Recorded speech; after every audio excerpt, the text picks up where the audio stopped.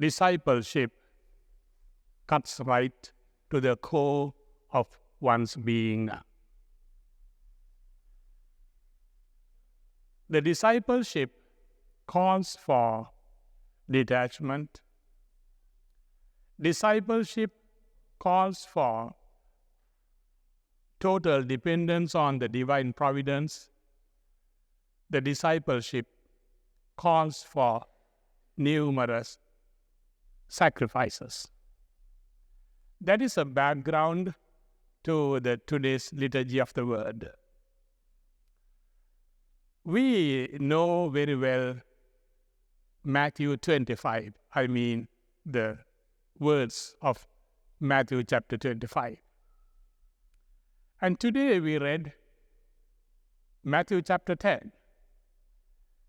In Matthew 25, Jesus says to experience Him in the poor. Matthew 10, today's Gospel, Jesus says to experience Him in the ministers who carry His word. I knew of a teacher back in Sri Lanka. He died about 3 months before back. Once he told me that he had the good habit of tithing 10% of all what he had. Well, he was telling me his experience as a teacher about 30 or 40 years back. His salary had been something about $372.52. So he used to give the tithing every month, $37.26. He told me, "Father, as I continued to make this tithing with no strings attached, I was little discouraged. I was little suspicious or not happy the way how this money was being handled. There was lack of transparency, and I had doubts whether my money, my tithing, goes to the correct destination, whether it is being well used by the priest, of course." Then he told me that he decided on that month not to give that 10%, that is $37.52. He was not using that tithe about 30, 40 years back. He was not using a wallet, but he used to keep the money in an envelope. So this $37.52 he kept in an envelope, and it was in his pocket. One good morning he was in the town. It is a little town. Everybody knew everyone there. And being a teacher, one who is very much involved in the lives of the people, in the activities of the church, in the village, he knew almost everyone. So, as he was in the town waiting for the bus, an elderly woman who has passed about 85 years, a rugged woman, very poorly dressed, emancipated lady, whom he had never seen before, she comes to him, and there had been several other people at the bus stop. But this lady, this is a true story, this lady comes to him and tells him, "Sir, I have some medicine to buy.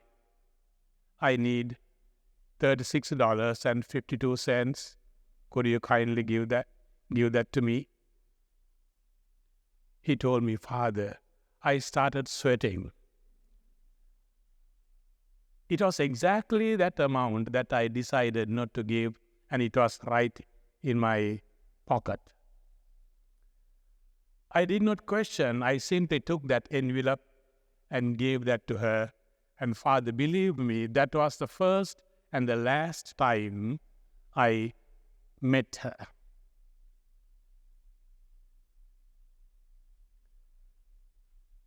Acceptance of the poor is the acceptance of Christ. Acceptance of the minister who carries the word of God is the acceptance of Christ. We find such a story in the first reading. Elisha, he was carrying the word of God to others. This woman of influence, this woman of means, she feels for the prophet. Elisha did not ask her for anything, but she realizes the need of the prophet. And she puts that discussion in the family, and they have certain arrangements for the prophet. So towards the end of the reading, we found she was rewarded not because of her faith. She is rewarded because of her acceptance of the minister. She is rewarded because of her kindness. She is rewarded because of her generosity. Well, it was Elisha who blesses her, but it is not actually Elisha who blesses her. It is God who blesses her and rewards her.